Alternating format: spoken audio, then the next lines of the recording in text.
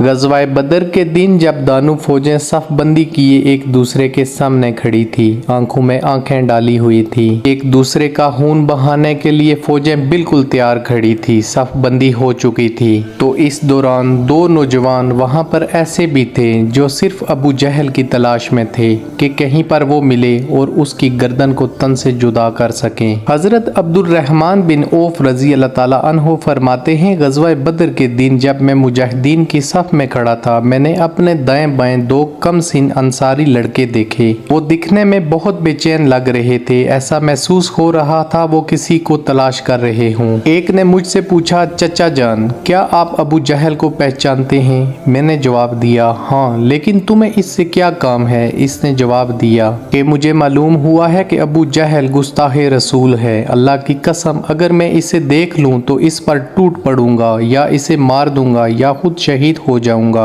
दूसरे लड़के के भी यही जज्बात थे। अब्दुर्रहमान बिन औफ फरमाते हैं कि मैंने अबू जहल को मैदान जंग में एक जगह पर देखा, वो अपने सिपाहियों के दरमियान खड़ा था। मैंने दानू कम सिन लड़कों को अबू जहल के बारे में बताया कि वो खड़ा है अबू जहल। वो दानू तो जैसे इसी इंतजार में थे कि शिकार नजर आए और वो उस पर झपट पड़े। वो दानू चील की तरह इस पर टूट पड़े और इसे जहन्नम वासिल किया। अबू जहल को कत्ल करने के बाद वो दानू नबी पाक सल्लल्लाहु अलैहि वसल्लम की बरगाह में हाजिर हुए और अर्ज की, या रसूल अल्लाह, हमने अबू जहल को ठिकाने लगा दिया है। नबी पाक सल्लल्लाहु अलैहि वसल्लम ने इनसे पूछा, किसने कत्ल किया? दानू कहते, मैंने कत्ल किया, मैंने कत्ल किया। नबी पाक सल्लल्लाहु अलैहि वसल्लम ने इनसे पूछा, क्या तुमने अपनी तलवारें साफ कर ली? दानू ने कहा, या रसूल अल्लाह, अभी तक साफ नहीं की। दानू की तलवारों का जायजा लेने के बाद नबी पाक सल्लल्लाहु अलैहि वसल्लम ने फरमाया, तुम दानू ने अबू जहल को कत्ल किया है।